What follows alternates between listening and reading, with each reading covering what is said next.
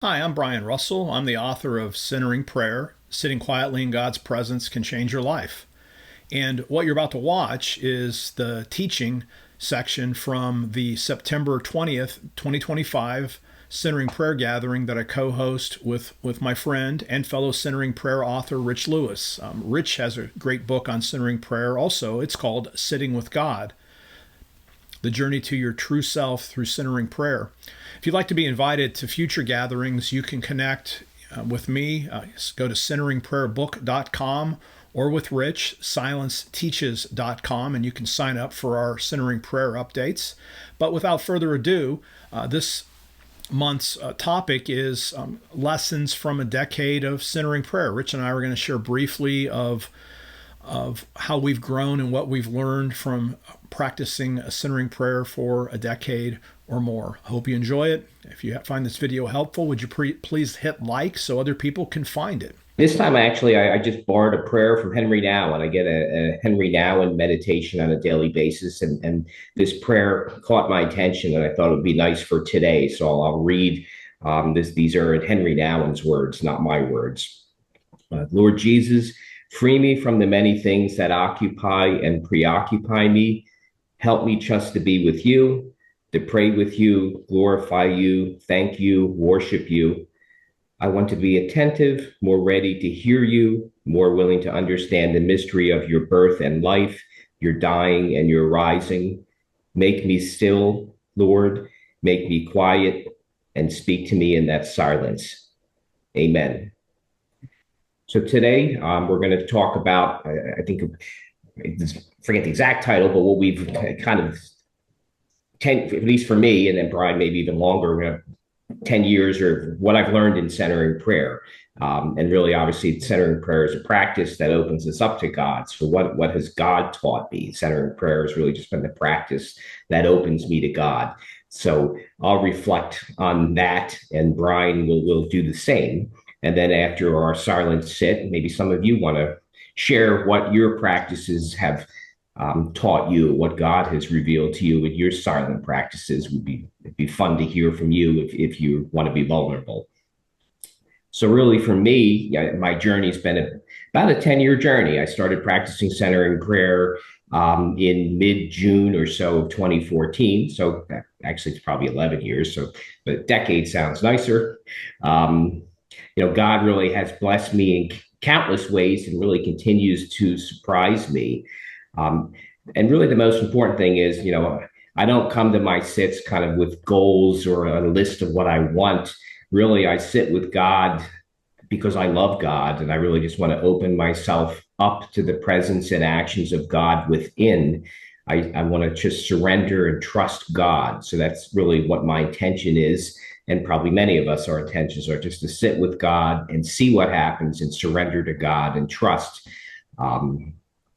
So as I think about my decade plus, I've noticed a more deep inner peace despite kind of outer chaos, and a couple examples come to mind. I remember a couple years back, I was working from home remotely, and I had an important conference call at work.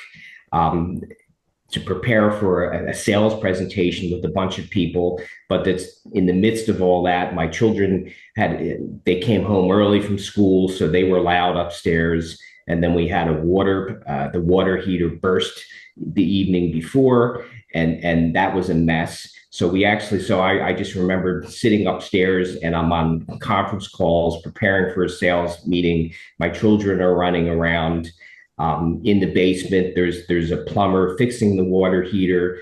There also was someone else there drilling or cutting the drywall because they didn't want mold because of the water flooding we had. So they had to cut out a lot of the whiteboard, I guess, all around the basement. So there's banging and drilling and kids, and I'm on a conference call. So I had a deep inner peace despite the outer chaos that day. As I look back and reflect on it, and I got through it, and we ended up winning the client. At the time, I worked at Vanguard. I don't work at Vanguard anymore, but we ended up winning that client. So despite the outer chaos, I had an inner peace and was able to get done what needed to get done.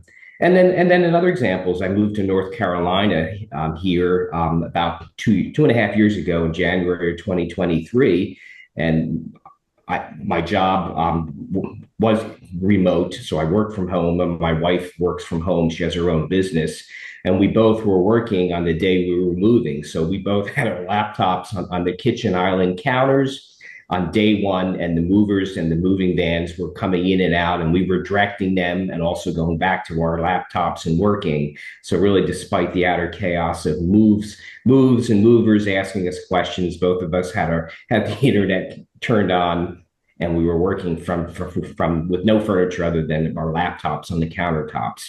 So those are two things when I think about. I had a deep inner peace despite the outer chaos, and I definitely know without my practice and that may not have, both of the examples may not have gone as well as they could have. Other things God has shared with me or blessed me with, I just think of more of an excitement for life and what each day will bring, a quiet inner confidence. I seem to have a whole lot more confidence now that I practice centering prayer. I have more of a willingness to get out of my comfort zone and try and do new things.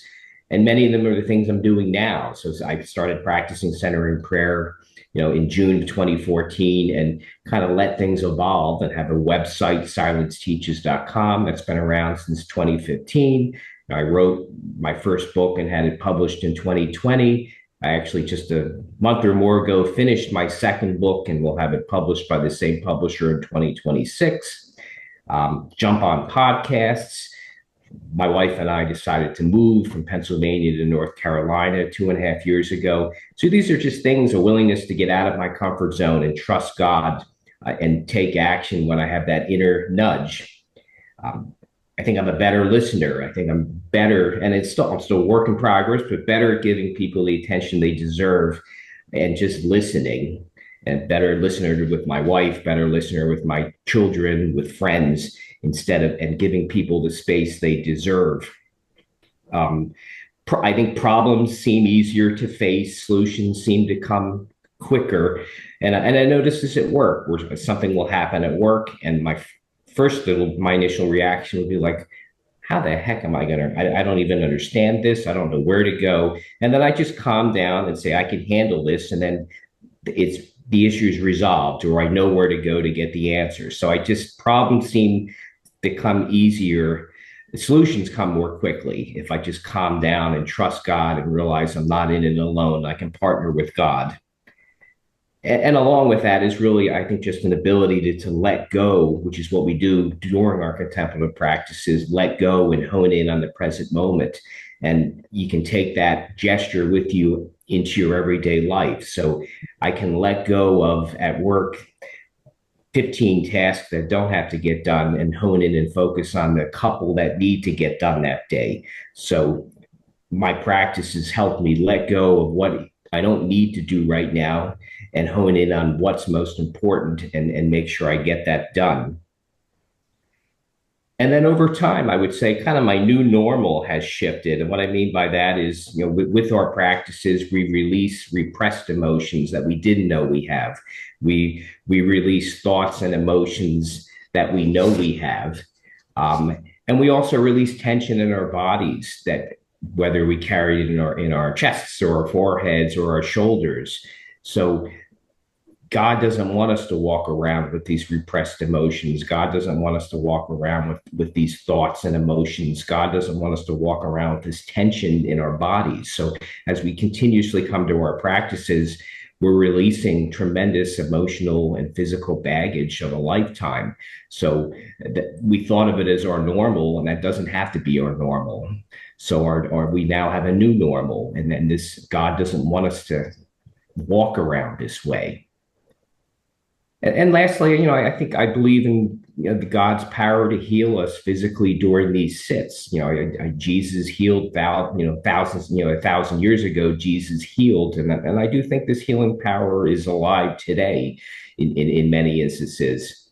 So these are just some of my thoughts as I reflected back on my practice and how it's changed me, how it's transformed me, how it's healed me. These are things that I've definitely experienced.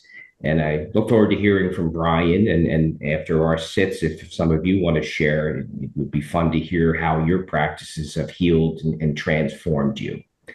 Um, so what happens during centering prayer? I'll conclude with a lot with our practices, and it'll continue. So as I continue my contemplative practice, I'm sure I'll discover more and more how it will continuously heal me, transform me, and show me how to live. Thank you, Rich. I first started practicing what became centering prayer for me. I started just sitting in silence after I went through a really difficult time in my life back in fall of 2010, and that continued to 2011 and beyond. And at some point in 2011, I discovered silence, or like I really like to say, silence found me, and in the silence, encountered the God who loves me, and I'm super grateful for that. I'm grateful for mentors who actually reached out and taught me the practice of centering prayer. And as I thought about what to say today, the first thing I really thought was, wow, time goes really fast. Because we're talking like 14 years ago, and just to incur, and I know we have some. I think we may at least have one or two people on this call that have been practicing even longer than that. And when you first start, that first time when you hit the clock, hit whatever your timer is, even 1 minute in silence can seem like an eternity. And then you think, geez, can I really keep this up even to, try to give it a shot for like 30 days, like most people say? I'm like, geez, I don't know if I can make it for 30 days. And well, here I am, like basically roughly at 14 years later and change, and loving centering prayer. One of my favorite questions that I like to ask my students when I do spiritual formation stuff, or when I work with coaching clients, is this one. It's what does my soul really need right now? And I know 14 years ago I needed these silent contemplative practices, and I would say exactly the same thing today. So I have to say, time goes really fast, and and I still feel the practice is just as vital. I can't imagine my life without it, and I wonder how I made it to basically age 42 without centering prayer, but I did. But here I am at 56. I'm just saying grateful to God, and grateful to those persons who passed on these practices for we're closing in on 2,000 years now that people have been practicing some form of this. A couple quick takeaways as I look back. Um, the more I reflect on what centering prayer is, I know Cynthia Bourgeault calls it, I think, a surrender practice, and I've sort of leaned into that more and more. I come from the Methodist Wesleyan side of the church world, and one of our core beliefs is really the belief in God's power to sanctify, to literally transform us, and it's all, when we talk a lot about surrender, and I've just noticed that is what centering prayer does. And so I would call it a sanctifying practice, to put a fancy theological word on it. It's a practice that God uses to chip away at our false notions of who God is, and also our false notions about ourself. And so through that process of sort of taking away, because that's what centering prayer is, it's kind of a decentering, it's a deconstructing type of a practice when you just sit in silence. God uses that removal of certain things to be to sanctify, and I've used this in previous settings. But Dionysius, the Areopagite, likened sitting in silence to a sculptor taking away all of the rock around what the statue is actually supposed to be. And I would say that that's what God does in the process of centering prayer. He chips away at everything in our minds that isn't God, and also chips away, talking about our conceptions of God, everything that are our false conceptions of God, and then chips away everything in our lives that isn't our truest self, that person that God created us to be. Um, I guess the third thing, counting the time, is the first one. The third thing I would say is centering prayer we've done talks on this, but I've been surprised and grateful for how much of a healing practice centering prayer is. Rich mentioned this too, but in terms of healing trauma, past trauma, and then the unholy trinity of guilt, fear, and shame that many of us, or even most of us, or maybe all of us, are afflicted to. Centering prayer can heal those things. If I had more time, even going through this whole health thing this year, if those of you follow my podcast, I recorded a whole episode on this just last week. Uh, I had had this childhood traumatic experience in a hospital. I'll just say this is the 10-second version of my healing. And that would have happened in January of 1971. So this was 54 and a half years ago. So I was very nervous about going back into a hospital at 56 because it was just bringing up all my old, because I literally have a memory from being 21 months old, and it was a horrible one. Um, I did a lot of preparation, and the hospital thing went great, so I had no problem having my surgery. But a few days later, in centering prayer, that old memory was 100% healed and transformed into a good memory. And if you want to hear more, I would say go listen to my like 30-minute description of that in my podcast episode. I'll put that in the chat later. But centering prayer, powerful, powerful, powerful tool. And that was an unexpected healing, I have to say, because I didn't know it takes 54 years to heal something, but but apparently it did. I'm so grateful for that. Um, Fourth thing, and Rich mentioned this as well, I think the ability to be more present has been a gift. Both my Probably my biggest gift. I'm a professor by trade. Is my ability to think and use my brain and focus really hard on study. That also just keeps me not fully connected to the present world around me. And I have found centering prayer has helped me to be way more present. And I'm grateful for that, for how that's helped with relationships and other things. And I would also just connect with that. I think I've noticed over the last 14 years a greater ability, and this may sound random, and those of you who didn't know me a long time ago wouldn't be able to verify this even if you met me now, but I've been able to connect my brain to my body.